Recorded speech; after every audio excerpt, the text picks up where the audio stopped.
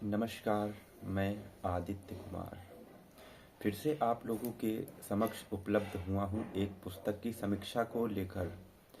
आज हम एक पुस्तक की समीक्षा करेंगे जो पुस्तक ये है इकिगाई।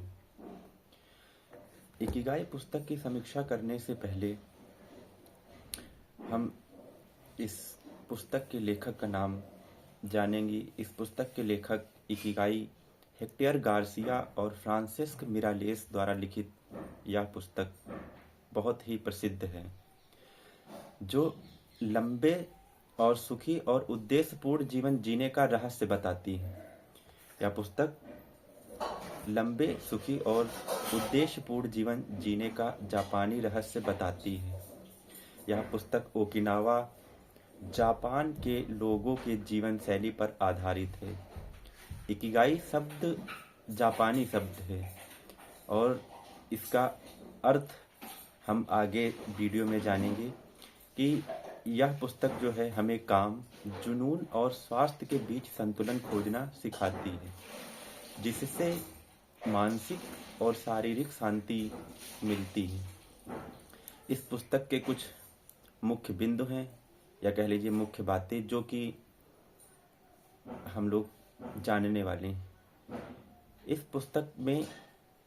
पुस्तक का नाम ही इकिगाई है। तो सबसे पहले हम लोग जानेंगे कि इकिगाई का अर्थ होता क्या है। तो इकिगाई का अर्थ होता है सुबह उठने का कारण या जीवन का उद्देश्य। सुबह उठने का कारण और जीवन का उद्देश्य इकिगाई शब्द का अर्थ है। और इस पुस्तक के कुछ प्रमुख स्तंभ भी हैं, जैसे कि अपनी इकिगाई पाने के लिए उन चीज़ों का मिश्रण खोजें जिन्हें आप पसंद करते हैं, जिनमें आप कुशल हैं या जिसकी दुनिया को ज़रूरत है और जिसमें आप पैसे कमा सकें।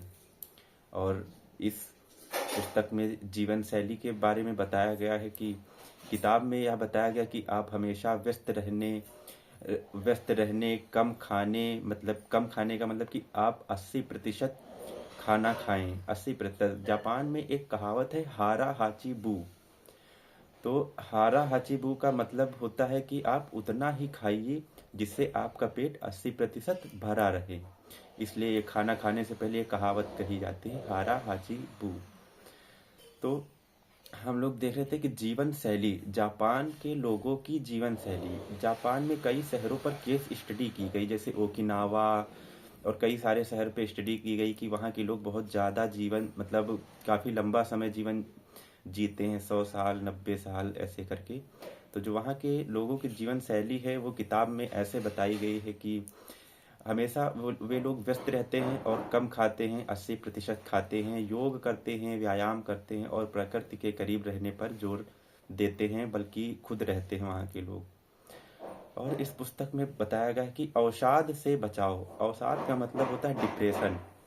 डिप्रेशन से बचाव कैसे पाएं। यह पुस्तक मानसिक स्वास्थ्य को मजबूत और लचीला बनाने के लिए जापानी तकनीकें बताती है।